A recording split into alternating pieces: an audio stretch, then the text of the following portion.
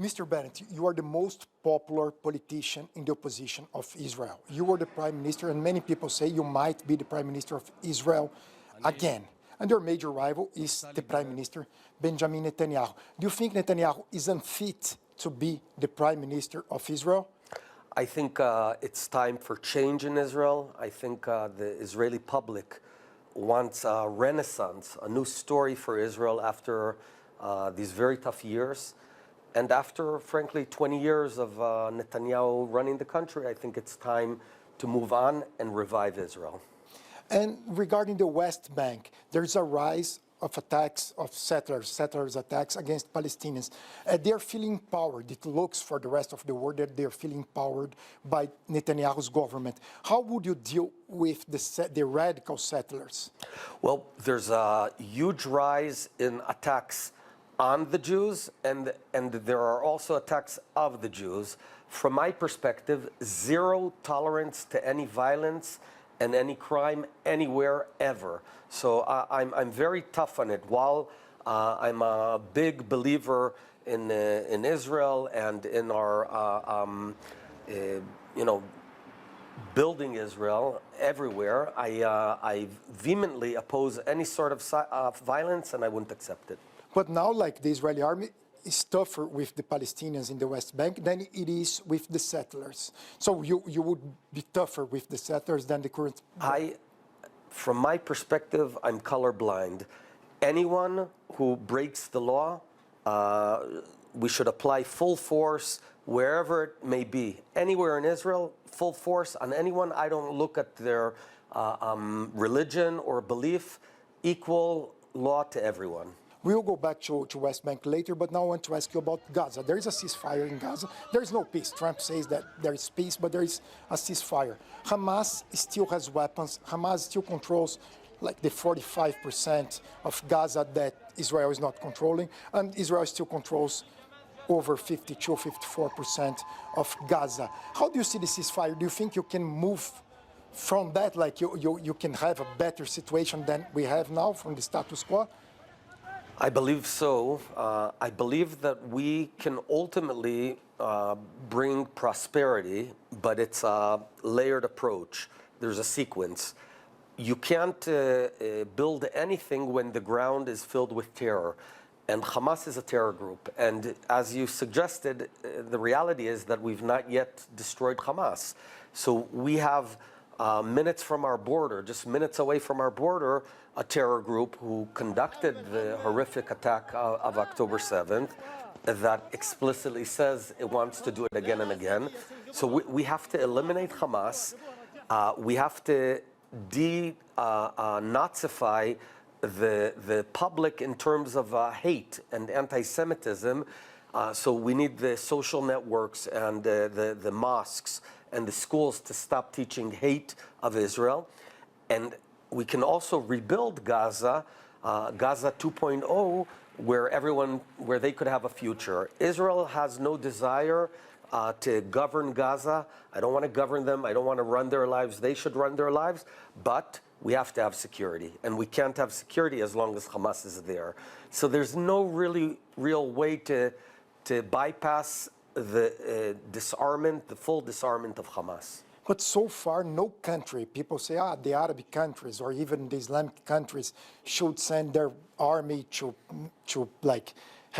make the security of Gaza and to fight Hamas, to be like a peace force in Gaza. There's no force at all. And so this is the first problem. The second problem is there is no authority. Trump said that there would be an authority with maybe Tony Blair, I don't know, with Palestinian technocrats, something like that, but there is none. So far, we don't see anything. We just saw the end of the war so far, fragile ceasefire. So I want to understand, how can you destroy Hamas, if in 2 years, Israel wasn't able to destroy Hamas? You're hitting the nail on its head. You're absolutely right. I don't think anyone's going to fight Hamas. Would Brazil send troops to fight Hamas? Would anyone? Would Israel send troops to fight terrorists somewhere? So I believe ultimately Israel is going to have to disarm Hamas unless by political pressure, Hamas disarms itself. So we are willing to give it a chance. That's what we're trying to do. We're willing to exhaust the chance of Hamas to disarm itself using political pressure by various countries that have some influence on Hamas. But if we see that doesn't work, ultimately we're going to have to do it. It'll be quicker than what you suggest because we don't have all those hostages there. And I think it could be a matter of a couple of months to go and defeat Hamas. And then I think when Hamas does not exist, then you have a platform and potential for a civilian leadership, such as you talked about, an international one, one that is governed by competent technocrats and perhaps Egyptian cooperation, Saudi cooperation, Emirate cooperation, nations, moderate Arab nations. How about the Palestinian Authority? The Palestinians themselves should obviously participate, but not the PA, because the PA still at this time is also educating incitement in their current school books. So why would we want to import them to Gaza? It would have to be a total revamp in the PA where they stop incitement, they stop paying terrorists in prison based on how many Jews they murdered. Today they pay terrorists, there's a menu, like a menu at a restaurant. If you killed 2 Jews, you get this amount of money. If you killed 5, this amount of money. So you wouldn't deal with Palestinian Authority at all? Like even the Prime Minister, not the President, Mahmoud Abbas, but Mohammed Mustafa, the Prime Minister, he worked in the World Bank, he's respected, you wouldn't? Yeah. Look, I don't want to come out with big statements. I'm a very pragmatic person. We have to balance pragmatism with insisting on vital elements for our national security and for everyone's security in the region. So in Lebanon, you have, like Israel had a war against Hezbollah, and in Lebanon you have a government that's against Hezbollah, even the president, the prime minister. You have international forces in Lebanon, the UNIFIL. You served in South Lebanon, so you know there is international forces in Lebanon. You have a Lebanese army that's respected by the Lebanese society. Lebanon is a country that has good relations with the United States, and even in Lebanon, it's hard to disarm Hezbollah, even though the Lebanese government is trying to. So we're going to talk to Lebanon, but if it was so hard in Lebanon, where you have everything favorable to Israel, why it would, Israel would be able to do that in Gaza, where you don't have anything that you have in Lebanon? Well, because Gaza, at the end of the day, is now, at this point in time, it's a fairly straightforward problem. We've got terrorists there, Hamas. We've already very much had a learning curve of how to fight this very difficult type of war where your enemy embeds itself in its citizens in order to increase the death toll of its own citizens, so we get criticized. So we've, I don't want to say perfected, but we've optimized.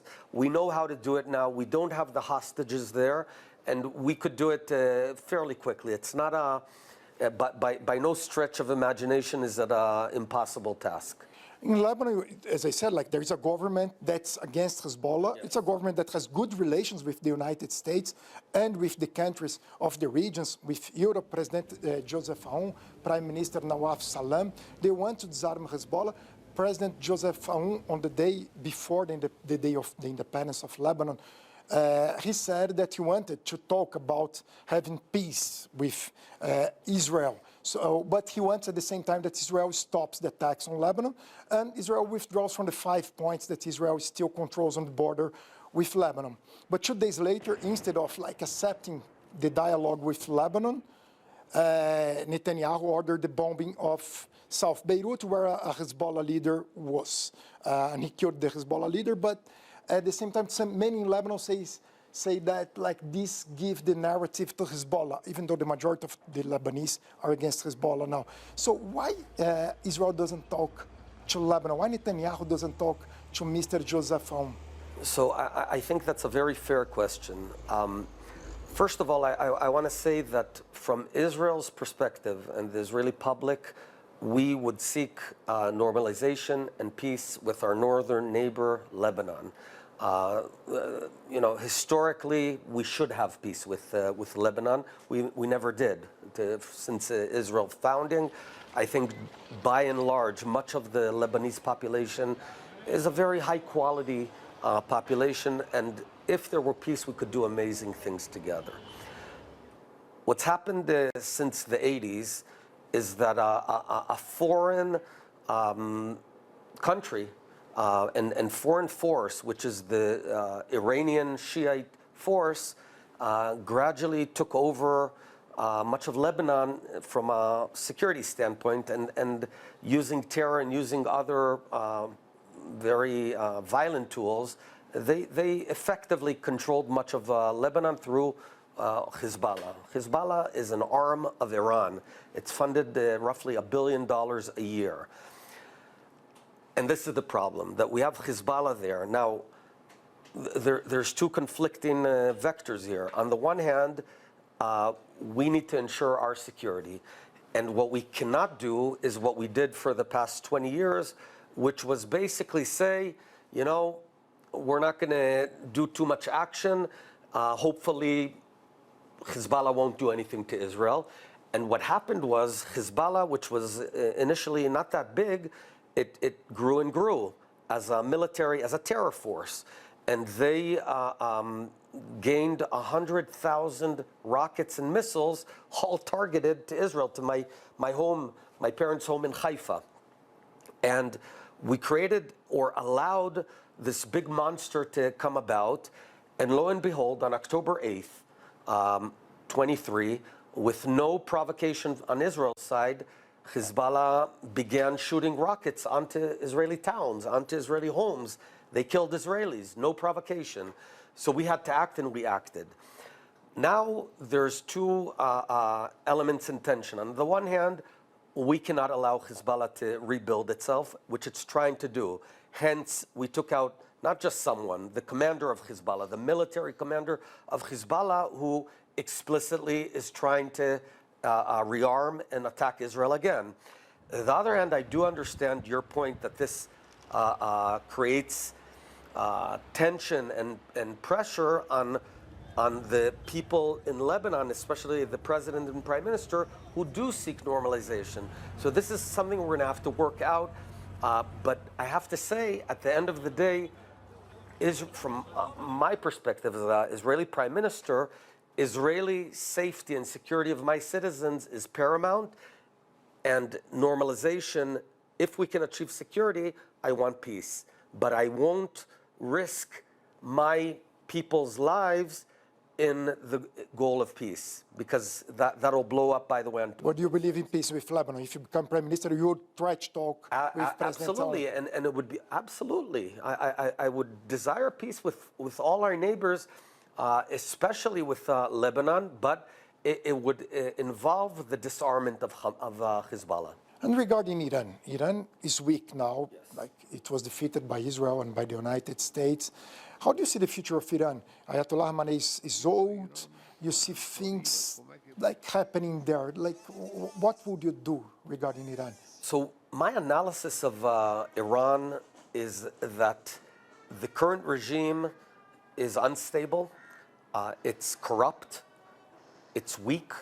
It's incompetent. Its failures are causing many Iranians to not have tap water in their homes. And I think it's going to collapse. What I don't know is when.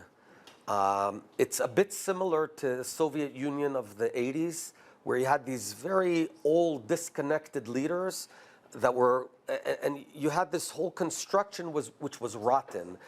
The Iranian people are an amazing people. We ourselves owe a debt to the Iranian, to the Persians. Cyrus the Great, more than 2,200 or 300 or 500 years ago, allowed the Jews to come back to found our second Jewish state in Israel. And it's an amazing people, but they are hijacked.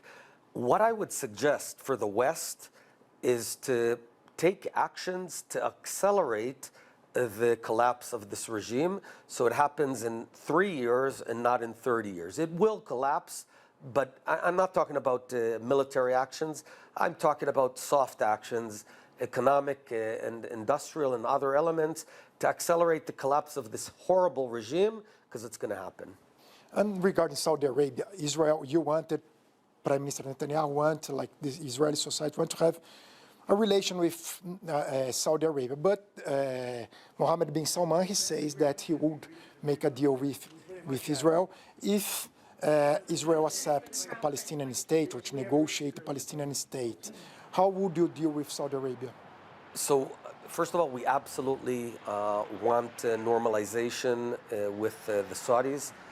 Generally, my vision for the entire Middle East is if we can stabilize the alliance of the moderate Arab countries and then begin influencing the and fighting the extreme elements, whether they're Sunni or Shiite. We have extreme Shiites being the whole Iranian axis, and extreme Sunnis being, ISIS and Al-Qaeda type. And we fend off those, we can have a beautiful future. It's predicated on fighting terror and increasing, the economic success.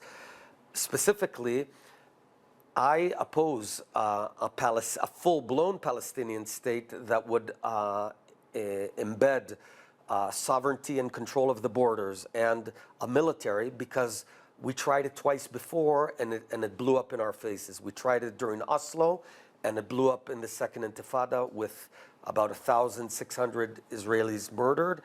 And we tried it in Gaza, a Palestinian state, and it blew up. For the past 20 years, they've been shooting rockets. And obviously October 7th. So it wouldn't be a Palestinian state, it would be less than that. It would be an autonomy, Palestinian autonomy, which has most elements of self-governance, minus military, and minus the control or the ability to allow millions and millions of Palestinian descendants, refugee descendants, to enter, to cross the Jordan River. But would you accept this autonomy in the West Bank, the whole West Bank? Or? No, the PA today, the Palestinian Authority today, controls about 90% of the Palestinians in the West Bank, what's called areas A and B. So it would be based on that. We could talk about the elements of control of the PA. The problem with the PA is that they are also corrupt and encourage terror, though less than Hamas, and they're just incompetent. You see it. There are many governments in the world that are corrupted, but they're still government of states. That's correct. But like, in this case, it's so corrupt that when you send money or you send anything, it sort of gets into the... Because when you have to, like you say, that they control 90% of the Palestinian people, but still, like if you travel to Ramallah, to Nablus, you have to cross Israeli checkpoints, so you don't have continuity. It's not a state. So would you accept like a kind of continuity? I have some very creative ideas of transportational continuity, so a Palestinian can drive from any place in the PA to anywhere else with minimum or even no roadblocks. So that's the type of dialogue that I would like. When I was Prime Minister, my principle in terms of Judea and Samaria, the PA, I said two things: maximum security for Israel and maximum dignity, minimum friction between us and the Palestinians. I don't want to govern them. I don't want to run their schools. I don't want to run their water, electricity, taxes, their elections. They chose not to have elections for many years. I want them to govern themselves, barring the security element. With a bit of creativity, there's ways where they can have transportational continuity and not see roadblocks. So I told my own people, bring me all the ideas where we can improve their lives without violating our security. They brought a menu of about 25 actions, of which I approved 10 on the spot that immediately improved their lives. So I would urge everyone to not look at it in a binary way, where it's either Palestinian state or full annexation. We can have a I would look at it sort of like a meter where we can improve their quality of lives without risking our security. But the thing when they I'm a very pragmatic guy here. I want real life solutions that will make the lives of the people on the ground better. From what you said, you would accept a kind of Palestinian state. No, it's not a Palestinian. I don't want to mislead you. A state has many dimensions. Many of them they have already, which is they run their own lives. They don't pay us taxes. They don't. Their electricity system is their own. Their water. But their like you control their taxes, then you give back to the Palestinians. No. That's the tariffs, the customs. That could also be solved. That's a solvable issue. What I would not agree is, you know, that there are great-grandchildren of people from the 1948 war, of Palestinians in Lebanon, in Syria, that have not been naturalized. They are kept as refugees. The only place in the world that they're eternalized of refugees in refugee camps. I don't want them flooding, crossing the Jordan River. So that I cannot accept, and I can't accept a Palestinian army that would fight us again. So, because many people say that, like the Kurds don't have a state, but they have the Turkish citizenship or the Iraqi, whatever. The Basque people, they don't have a state, but they have the Spanish citizenship. So you won't give the citizenship for the Palestinians. You said you don't want. They have their own citizenship. You would accept their own citizenship. Yes. They would call themselves a state. Look, they can call themselves whatever they want, and I have no argument of what they call themselves. I control what I do and what I accept and don't accept. So you live in New York, the mayor-elect, Zohran Mamdani, and also the Amnesty International, the Doctors Without Borders, they accuse Israel of genocide. How would you respond to them? Like, would you accept, like, do you think that's a legitimate critique to Israel? You could accept that, even if you disagree, or you don't accept? No, how do you... that's illegitimate and false. It's simply a lie. When a country or anyone conducts genocide, you don't feed the people who supposedly you're trying to destroy. You don't feed them with 1.7 million tons of food. You don't go and vaccinate against polio 600,000 of its citizens, right? If we, God forbid, had wanted genocide, we have the capability, the military capability to do it in 3 days. We wouldn't send our soldiers and have 1,000 Israeli soldiers fall in war, going door to door, precisely to prevent massive killing. The fundamental problem is that Gaza became a huge terror base. There's over 1,000 kilometers of tunnels in Gaza, terror tunnels in Gaza. Virtually almost every school, mosque, and hospital in Gaza were taken by, cynically, by Hamas and turned into a terror base. And I have to say something. If a school is turned into a terror base and they shoot rockets at my children, it's no longer a school. It's a terror base, and we will treat it as such, because you would do the same. Any country would do the same. So the notion of genocide is a flat lie. I have all the evidence you want. I just projected or shared with you some of it, and it's unacceptable. Because many people say, like, there were thousands of children who were killed in Gaza. So that's why, not only children, but civilians, that's why people accuse Israel. Yeah, but let's look at the facts. There were between 60 to 70,000 people who died in Gaza, of which about 10,000 is natural death. And then you have, according to even the United States public numbers, 25,000 Hamas combatants. I think it's more, but let's call it 25,000. Which means 60 minus 25,000 gives you about 35,000. That's a ratio of 1 to 1.2. That is the lowest ratio of combatant to civilian in urban warfare, in urban warfare. In history, just to give you a sense, in Mosul, the ratio was 3 citizens died for every terrorist that was killed, and this was the Allies, America and others. So we're in a very difficult situation. Look, it's our families fighting there. In Israel, we don't have a professional army. It's the army of the people. It's my best friends. My son is now a fighter in Israel. We have no desire to kill, no desire to fight. Let's remind everyone, it all started out of the blue at 6:30 in the morning on October 7th when 1,200 Israelis were burnt, murdered, hundreds of others raped, and 250 were kidnapped. These are citizens from their beds. So that's what started this. We don't want Gaza. We don't want Lebanon. We don't want to fight anyone. They want to kill us. That's the fundamental reality. Mr. Bennett, thank you. Thank you very much. Appreciate this. Bom, e nossa produção, parabéns pela entrevista, hein, Guga? Parabéns pela entrevista, a entrevista dura do ex-primeiro-ministro. Você ia falar alguma coisa? Fala.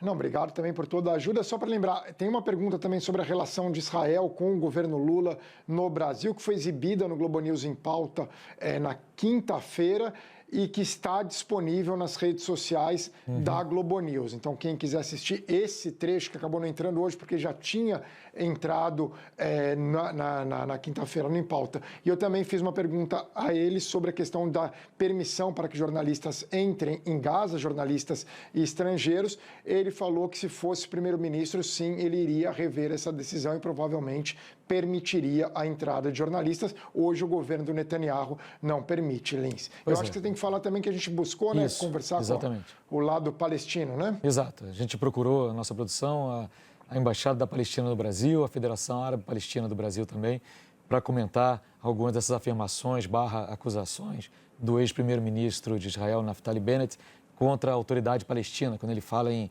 corrupção absoluta, quando ele fala em incapacidade e tudo mais, mas até agora nós não obtivemos resposta. É claro que estaremos sempre abertos a receber essas respostas também e vamos tentar seguir, continuando, enxergar o que está acontecendo no Oriente Médio e as possibilidades para que essa região tão importante para tanta gente no mundo, ela passe do atual estágio de incerteza e violência para algo melhor do que isso. Agora, Guga, pela entrevista que você fez com esse que é o principal líder da oposição hoje em dia ao Netanyahu, pelo menos aquele com mais chance de fato ser eleito primeiro-ministro na sequência, não se vislumbra aí nenhum milímetro de espaço para a ideia de um Estado nacional palestino.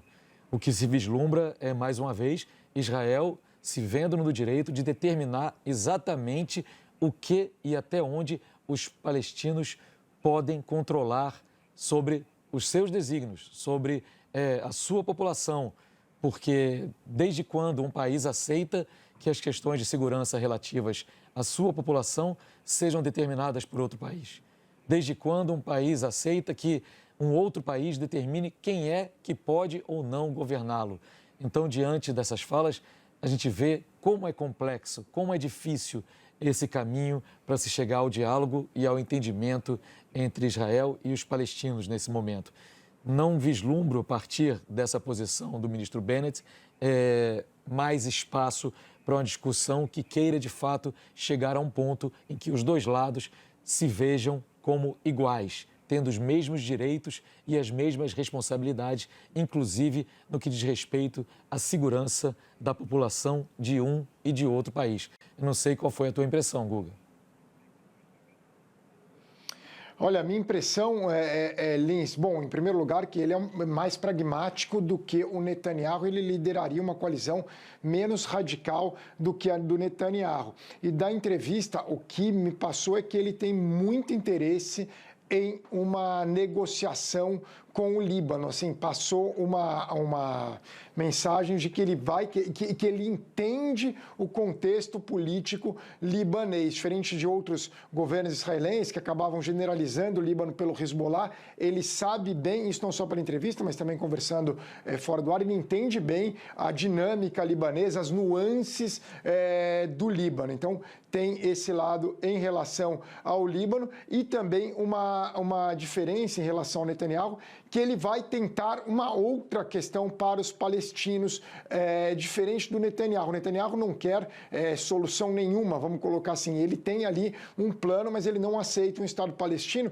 E aí, conversando com outros analistas que acompanham mais a política doméstica israelense, nenhum político de Israel hoje vai defender na prática, assim, né? Claro, tem aqueles bem mais à esquerda, mas a criação de um Estado palestino, porque é algo hoje que a sociedade israelense não aceita, mas mudando, o mundo é muito dinâmico, ele não é parar no momento. Então, uma vez no poder e mudando a dinâmica, isso talvez venha a ser possível. Nunca dá para saber o que o Yitzhak Rabin, por exemplo, mudou bastante uma vez que ele tenha chegado ao poder. Então ele me passou a imagem de ser muito mais pragmático do que o Netanyahu e disposto a liderar uma coalizão, como ele já liderou quando ele foi primeiro-ministro, que englobe desde árabes israelenses, ele é de direita, né, mas também partidos da esquerda e do centro de Israel.